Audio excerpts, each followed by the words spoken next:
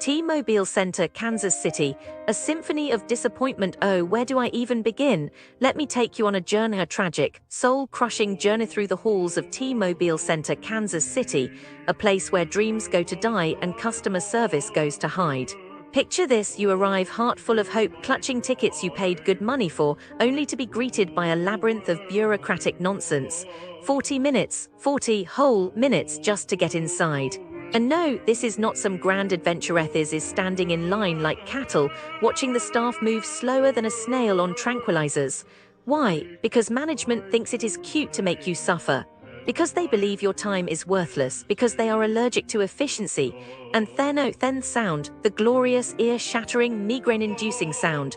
You paid for music, but what you get is a war zone of distorted bass, guitars that sound like dying robots, and vocals buried under an avalanche of noise. You strain to hear the banjo, but it is lost in the chaos like a whisper in a hurricane. Why? Because sound checks are apparently a myth here, because no one cares if you leave with permanent hearing damage. Because they would rather deafen you than admit their system is broken, but wait, it gets worse. The air, oh the air, thick with the unmistakable fog of recreational choices, because apparently T-Mobile Center, Kansas City is now a smoke chamber. You gasp, wheeze, clutch your inhaler like a lifeline, but the staff just shrug. It is legal, they say, as if that excuses the fact that people with lungs are collapsing in their seats, families flee, asthmas cry, and the venue. They do not care because your health is less important than their indifference. And the VIP experience, a cruel joke, $800. $800 for what? To sit on a dirty hallway floor like a forgotten peasant.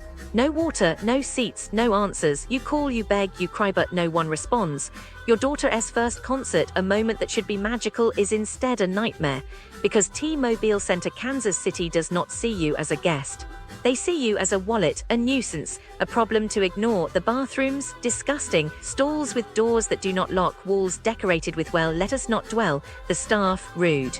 The kind of rude that makes you question if they were trained by actual trolls. The parking, a joke, an hour to move 2 blocks only to find the garage full. The prices, criminal, $18 for water. Not gold infused, not blessed by angels, just water. And do not even get me started on the seating. Obstructed views, chairs packed tighter than sardines, security pat-downs that feel less like safety and more like violation. This is not just bad service, this is betrayal. This is paying for an experience and receiving a punishment. This is a venue that does not care not about your time, not about your money, not about your memories. So tell me, dear listener, have you suffered here too? Have you felt the sting of their neglect? Share your pain, because if we do not speak... Businesses near T-Mobile Center, Kansas City, they have these Bitcoin ATMs, you know, in places like gas stations or little stores, and they look normal, but people lose so much money there. Like scammers call and say you missed jury duty or something, and you have to pay right away or go to jail. They tell you to take out cash and put it in the Bitcoin machine, and then it is gone forever. One lady, she was 67, they scared her so bad she took out 9,000 and then another 5,000 just like that. And the police say they cannot even catch them because Bitcoin is untraceable. It is so sad, you know. Tourists come here, maybe they just want to see a concert or something, and they get these scary calls and they panic. What if they believe it? What if they lose everything?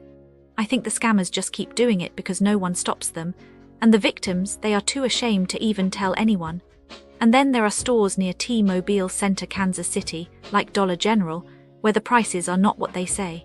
You pick up something, the tag says one price, but at the register, higher, always higher. They checked so many stores and most of them were doing it. Like a Gatorade says 1.45 but rings up 1.70, or a box says 16.50 but suddenly it is 18.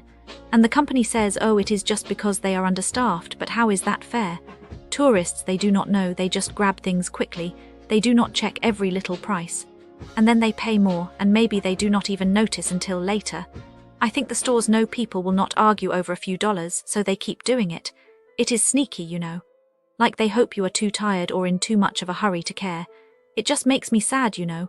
People come here to have fun, to see the city, and instead they get tricked. The scammers win, the stores win, and the tourists lose. I wish someone would stop it. Ladies and gentlemen, as we embark on a journey through the bustling streets surrounding the T-Mobile Center in Kansas City, One might expect a vibrant tapestry of commerce and hospitality befitting such a lively locale. However, the portrait that emerges from the collective experiences of patrons in this area is tinged with a shade of disenchantment, a somber note in an otherwise harmonious symphony of urban delight. Imagine, if you will, a spa experience that promises tranquility but delivers turmoil. At the Woodhouse Spa, the serenity seekers have spoken in hushed, yet poignant tones. Their tales weave a narrative of hurried massages, condescending staff, and services unrendered.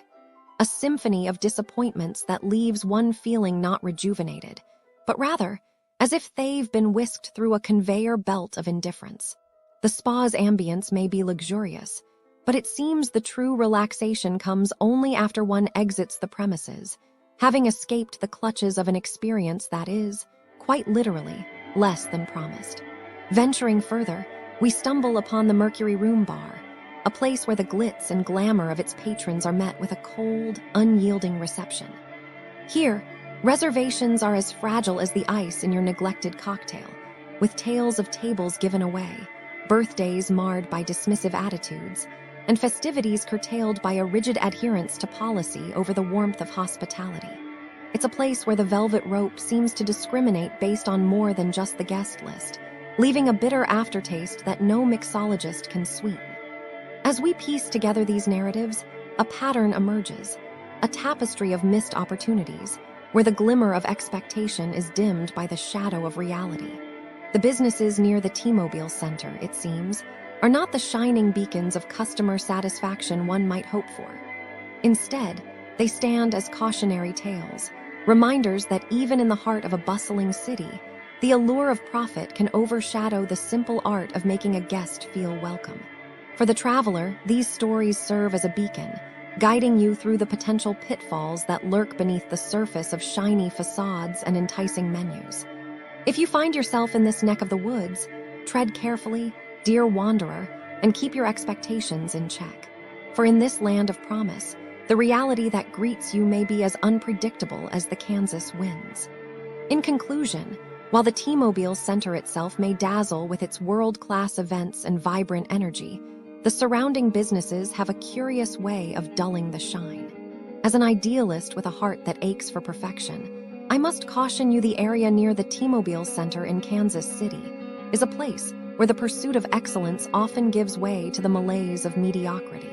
So pack your optimism, but also bring a touch of skepticism. For in the dance of commerce and service, it is the customer who must ultimately lead, lest they find themselves stepping on the toes of disappointment.